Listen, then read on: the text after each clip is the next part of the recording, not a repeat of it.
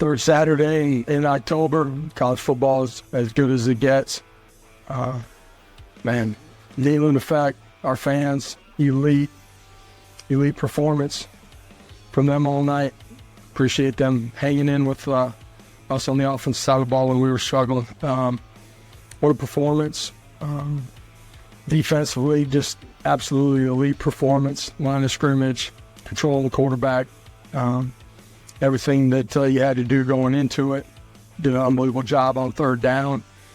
And offensively, man, not good early, not far off. Man, everything's got to tie together. We got to be able to run the football. Got to continue to improve, but love a lot of what I saw in the second half. And special teams, solid performance at the end. Some things early that we got to be better at, but so it was another prize fight. Got to answer the bell. These guys answered the bell every single round, and go to battle with these guys any day. Man, just another great night, all Rocky Top. So, opening up for questions. David, then Patrick. Jeff, what's your thoughts on the offensive struggles of the first half, the last few weeks, and what is it like to win a game, and what's your happening to this? Listen, wins are wins in this league. Every Saturday in this league, margins are tight. You got to be on the right side of the scoreboard. You got to be the best team on the field. That's our goal. Our goal is also to become the best that we can offensively. And, Nico's got to settle in a little bit earlier with some things down the football field that we got to execute. Run game, we got to execute the blocking part of it, and pass protection too. So, the first drive, again, just like last week, we're moving down the field. We're in the plus territory. We end up fumbling on the 20-yard line. Like, it wasn't pretty early, right? 102,000 saw it. Everybody on TV. We did too. It's not that far off either, and that's why you need to appreciate it when it's going really well. And you got to be on the right side of it as a competitor, and we got to find a way to start faster and be better. Well, Josh, the interception, the knocked out for a play in the first half. He comes back in the second half and plays better. What did you learn about him in this performance? Young quarterback, it's going to continue to get better. Guys around him got to help him too, and that means just doing their job at a really high level. But to me, like, quarterbacks, it's toughness. It's mental toughness. It's when it matters the most.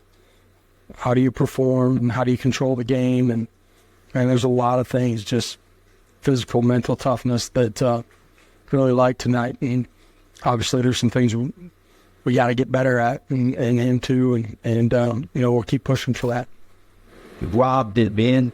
Coach, you talked a lot about the resiliency of your team. You talked about it last week and tonight. What did you see from the halftime of the resiliency they showed in the second half? And halftime, and nobody, Blaise and I, they got competitive composure. Understand that we got to make some adjustments. We got to go execute. We got to go do our job. But inside the locker room, man, we talk about guys that have belief, confidence, and trust in one another, and continue to play for one another on their side of the ball and the other side of the ball. It's awesome. And it's the culture that you want to have inside your locker room. It's really special. Josh, how fitting is it that Will Brooks, the Alabama native, the Birmingham native, gets that interceptor there at the end, and what you see on that play at Will? Yeah, you talk about a journeyman, and coming out on the other side of it, guy that continues to just invest every single day, and you reap the rewards. And that'll be a moment in his life, and I'm sure he'll tell that story to all of his grandkids and great-grandkids and anybody that'll be able to listen to it, as he continues to grow older. But a special player, but really just a special young guy, young man. Play that he made on the I was on the iPad, getting ready for next offensive possession if needed, so I didn't even see it. Why I should have liked taking the knee at the end of the game, no. Steve, and then David Paston. Coach, I was hoping you could speak to your offensive line. For most of the night, it was a clean pocket and just what they did tonight. Yeah, early I felt like we were they were playing on edges and pushing it a little bit. Misidentified one of their protections, and Nico's scrambling around ball on the back end of it. And some guys that are going to be open on the back end, in the secondary. Run game not good early, but second half resiliency, physical. I'll take that part of it for sure. Josh, you think about the game you won here 2 years ago, 52-49, and you think about this rushing for 217, holding them to 75. There have been years where Alabama did that to Tennessee. I know you touched on the defense, but just what did that mean, and did you think you could hold an Alabama running game to 75 yards? This group believes that it's really good. And if they play 11 guys together and play physical, that they got a chance to be really special. And, they played really well tonight. This team's got a lot of confidence. They also know that we got to improve. But on a Saturday night, at the end of it, no matter how we got there, they're able to appreciate a win, which I think is really important in the landscape of college football. And as a program, when we got here, I never talked about it because at the end of the day, nobody cares. Right? And they care what the scoreboard looks like each week. But there were obstacles that, as a program, we had to navigate and overcome. And this coaching staff, the administration, our players did it in a pretty special way. Not perfect, but pretty special way. And as a program, we got to improve this year. But I do really just feel like we're just getting started as a program. Brent and Adam. Yeah, kind of a follow-up. Just what Tim and that side of the ball has been able to do all year. When you talked about it after Kansas State, did you know that they could be this good and control games the way they've controlled them? Thought we would have a chance to be a really cohesive unit, 11 guys tied in, be able to play all three levels of the defense together. The depth up front would give us a chance to be good at the line of scrimmage. How some of our young guys on the back end would grow and develop would be critical. Tim and our staff have done a great job. I just talked about some of the obstacles when we first got here. Done a great job of personnel, scheme, just continuing to grow the young men over there. And special performance tonight, man. That's an elite defensive performance. Josh, there's only a few experiences like this. We're out already field storming, cigar smoking, all that. Most schools don't have anything like this. What are your feelings toward the players that have done this now twice, and the young players that get to do it for the first time?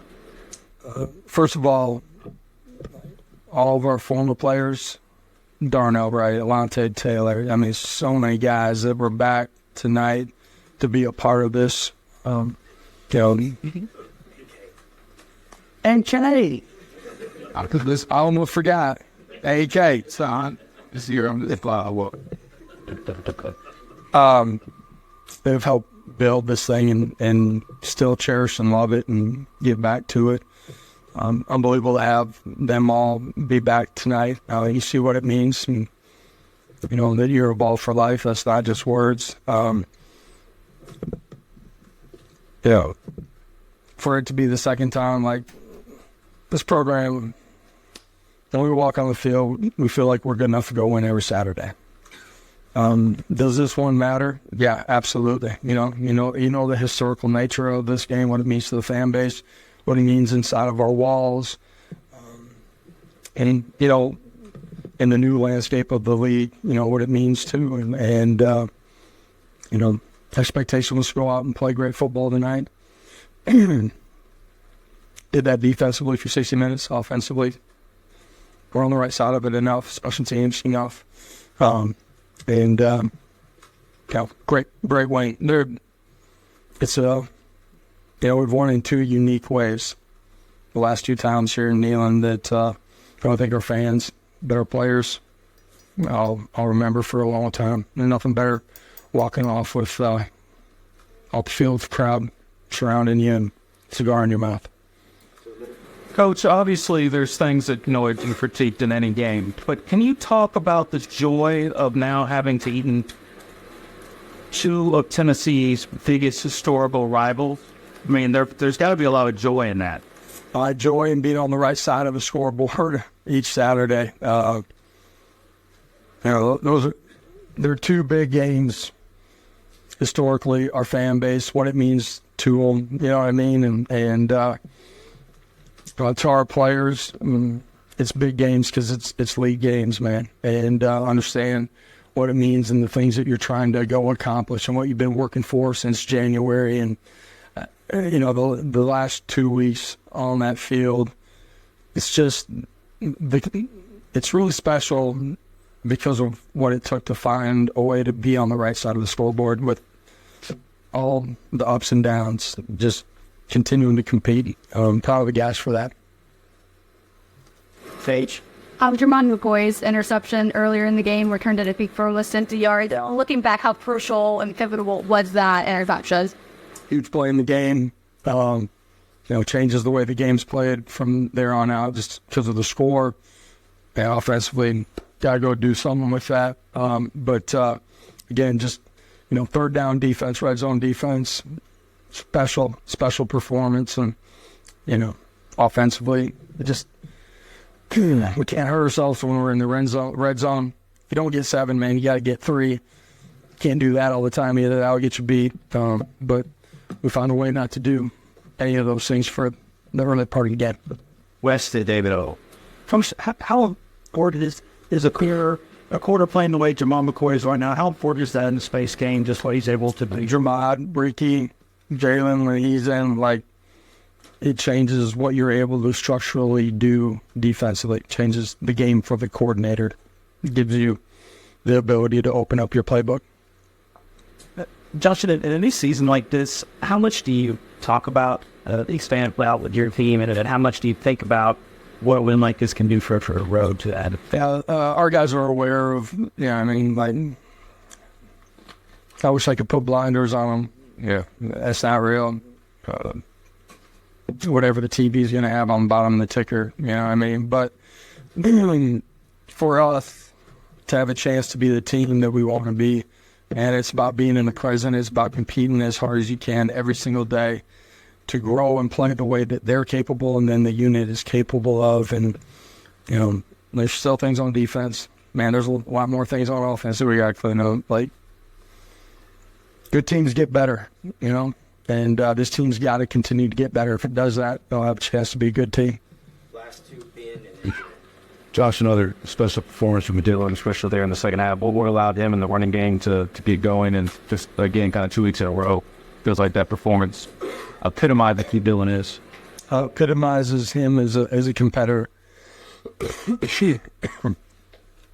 It's the cigar, all right?